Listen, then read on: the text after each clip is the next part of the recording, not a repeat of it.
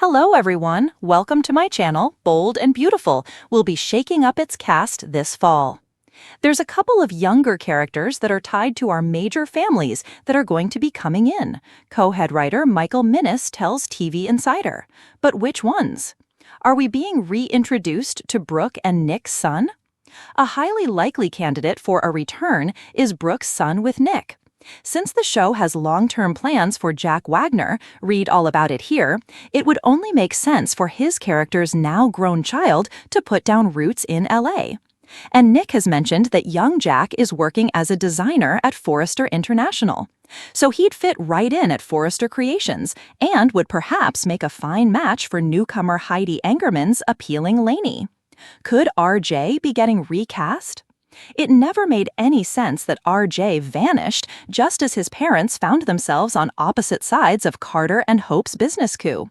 So maybe the soap will make up for lost time by bringing back Brooke and Ridge's son and pitting him against Jack to be Forrester's hottest designer. In fact, the two of them could also vie for Lainey's affections. We'd love to think that Zende could get in the mix, but the show seems hell-bent on keeping him a background player. Daphne's due for another French twist.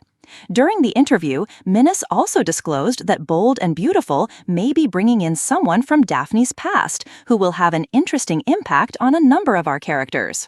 We'd be happy enough if the character reminded Daphne of what a confident pot stirrer she is and convinced her to stop mooning over Carter.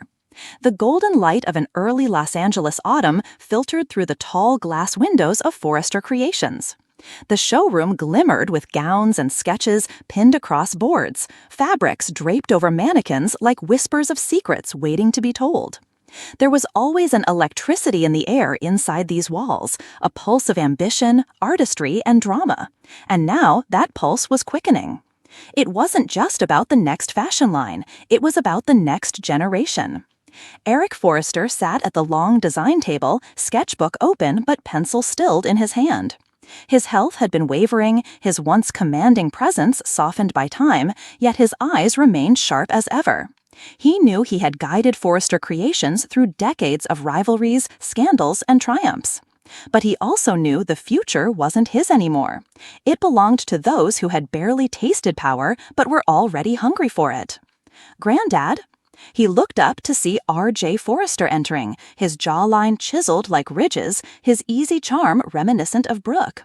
R.J. had recently returned from Europe, where he'd studied not just design, but also the art of branding in a digital-first world. He wore a slim-fitting jacket, youthful yet polished, as though he'd stepped right off a runway. "You're here early," Eric said, closing the sketchbook. RJ smiled faintly. "I couldn't sleep. Too many ideas. Too many changes coming." Eric studied his grandson. "That's the Forrester curse. The mind never rests." RJ hesitated before stepping closer. "Granddad, do you ever wonder if this family, this company, can survive another shift, another war?" Eric let out a long sigh. "The Forresters have always survived, RJ, but survival comes at a cost. The question is, are you willing to pay it?" RJ's answer was lost as the showroom doors opened again, and in swept Luna Nawaza, bright-eyed, driven, and carrying a folder of fabric samples. She'd been carving out her space at Forrester as a designer in training, her connections complicated by her mother Poppy's past and her own entanglements with the Logan family. "Morning," Luna said brightly, her eyes darting from Eric to RJ. RJ's lips curled into a small smile. "Some of us don't need sleep to function." Luna rolled her eyes. "Or maybe some of us are just obsessed." Eric hid a smile, watching the spark between them. It wasn't just professional, it hadn't been for a while. Across town, at Spencer Publications, another young player was making his move. Will Spencer, now a young man, sharp and determined, was standing before his father, Bill, arguing with the same ferocity that once made Bill a titan of the industry. "Dad, you can't keep treating me like a kid," Will said, his voice edged with frustration. "I've studied finance, I've worked internships, I've earned my place. I'm ready to step into Spencer Publications, not just as your son, but as your partner." Bill raised an eyebrow, his smirk both infuriating and intimidating. "Partner? Will, you've barely begun. You think spending a summer crunching numbers makes you ready to run a media empire?" Will didn't flinch.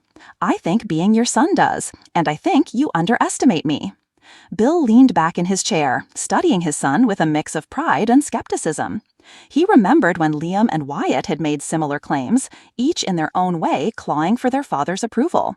But Will was different, calculated, patient, and carrying a cold edge that reminded Bill of himself.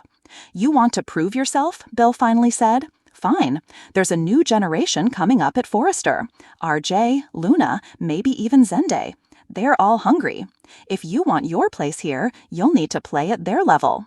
Will's eyes hardened. "Then that's exactly what I'll do." Meanwhile, in the quiet of her Malibu home, Steffi Forrester sat with her daughter Kelly and her young son Hayes. She'd returned to Los Angeles after months in Europe, drawn back by duty and by the growing whispers of change at Forrester Creations. But Steffi had secrets of her own.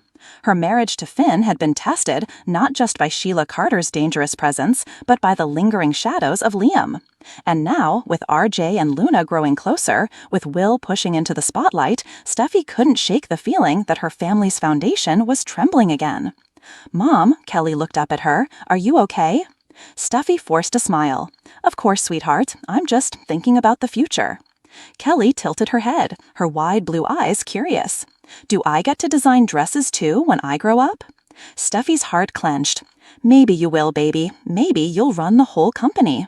She kissed her daughter's head, but her gaze turned distant. Because in Los Angeles, futures were never guaranteed. By the week's end, a storm was already brewing. At Forrester, RJ and Luna were collaborating on a new line meant to attract Gen Z buyers, blending couture with streetwear, a daring fusion that had Ridge skeptical but intrigued. Zende, feeling sidelined, seethed at their growing influence. At Spencer Publications, Will began orchestrating his first big move, a potential acquisition that would give him leverage against Forrester. And in the shadows, Sheila Carter lingered, watching, waiting. Her ties to Finn, to Hayes, and now to the younger generation made her more dangerous than ever. Eric's words echoed in RJ's mind. Survival comes at a cost. But RJ didn't yet realize how high that cost would be. Because in Los Angeles, love and ambition were two sides of the same coin, and both could destroy you.